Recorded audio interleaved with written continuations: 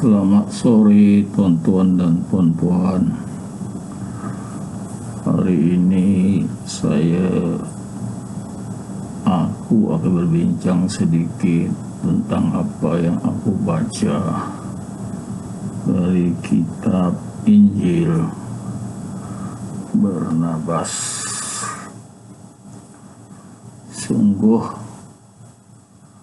Sungguh meyakinkan aku bahwa Injil Barnabas itu adalah kitab agama. Aku akui Injil Barnabas itu kitab suci. Apa yang dikatakan Yesus, kami telah tahu, aku telah belajar dalam sekolah agama. Masa umur aku sudah 10 tahun, aku pun belajar agama tentang malaikat-malaikat yang perlu diketahui. Dan bila aku baca Injil Barnabas, ini dia Injil itu, dan muka surat dia 159. Ayo aku baca, tapi aku baca dalam bahasa Inggris. Aku tidak ada Injil Barnabas dalam bahasa Indonesia, tapi aku coba mendapatkan Injil Barnabas dalam bahasa Indonesia. Aku cari online, tapi tidak dapat. Tapi tidak apa, aku pun ngerti bahasa Inggris. Alhamdulillah, ini dia perkataan dia, apa yang dikatakan Yesus.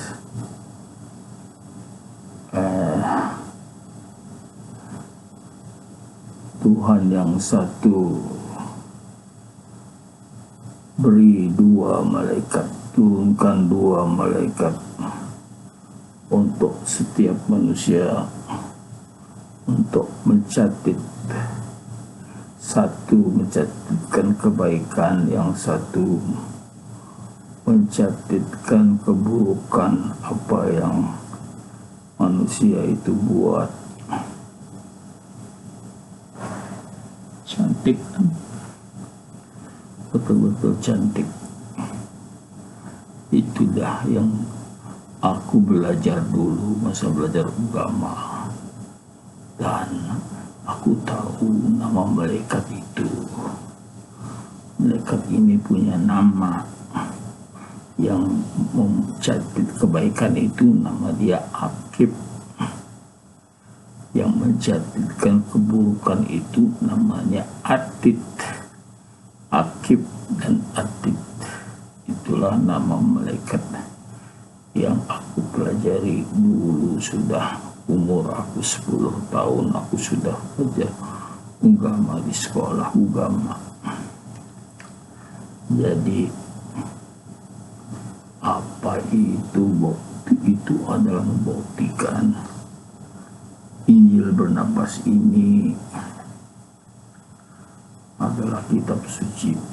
Carilah dalam kitab kamu yang kamu baca, kitab canonical Bible, carilah cerita pasal 2 malaikat. Tidak tahu, mungkin ada atau tidak. Saya tidak pernah dengar ini ada dalam kitab kamu. Pasal malaikat mencatatkan keburukan dan mencatatkan kebaikan. Tentu Paulus takut, lalu dia buang. Ini ciri apa yang dikatakan Yesus, dia buang, banyak dia buang. Ya, selalu dia buang pasal dosa, pasal neraka, itu dia buang. dia buang, dia ketawa, sebab dia tidak suka kamu ingat pada neraka. Kalau kamu ingat pada neraka, kamu akan berhati-hati memilih agama yang benar. Bila kamu lupa akan neraka, kamu sambil lewat saja. Pilih yang senang, tidak payah bahatan, sebab bahatan itu sakit, lebih sakit daripada digigit semut. Oke lah, sekarang kalau bahatan diejek supaya tidak sakit, tapi masih juga sakit, tidak begitu sakit sangat, tapi banyak orang takut. Jadi Paulus ini takut bahatan, jadi dia tidak bahatan. Walaupun orang kata dia pengikut Yesus, tapi tidak sebenarnya dia mengikut Yesus, sebab dia tidak bahatan. Dia buang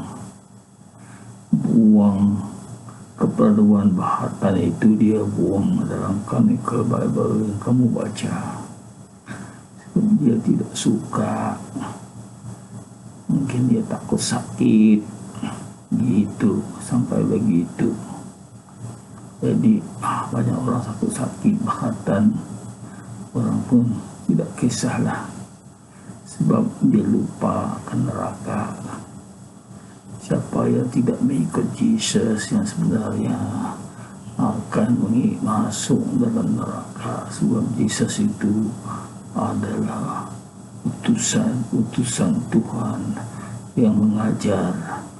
Jadi siapa yang ikut akan ajaran utusan Tuhan akan dimasukkan surga.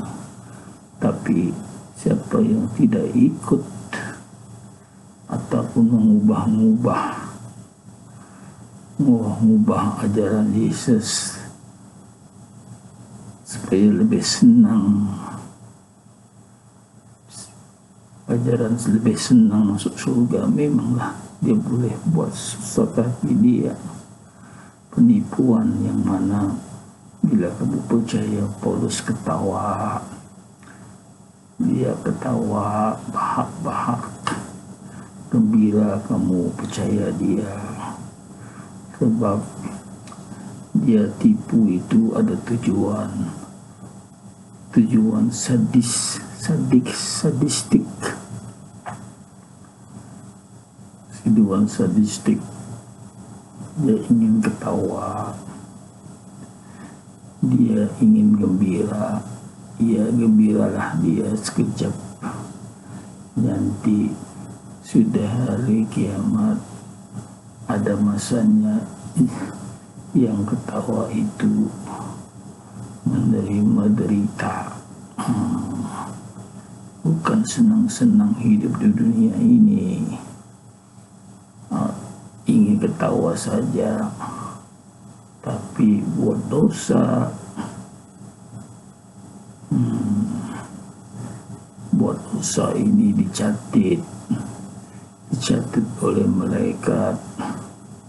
Besar dosa, besar juga dia punya berkah tolak. Dia punya tolak sampai berjuta-juta, apa tidak berjuta-juta, menipu orang itu kesalahan besar, mengubah ajaran Tuhan itu dosa besar. Kalau dosa besar, dia punya tolak tuh banyak banget, sampai berjuta-juta, berlaksa-laksa. Jadi mana akan bisa masuk surga? Tentu tempatnya di neraka. Sekian sajalah tuan-tuan. Terima kasih karena mendengar cerita umum-umum saya.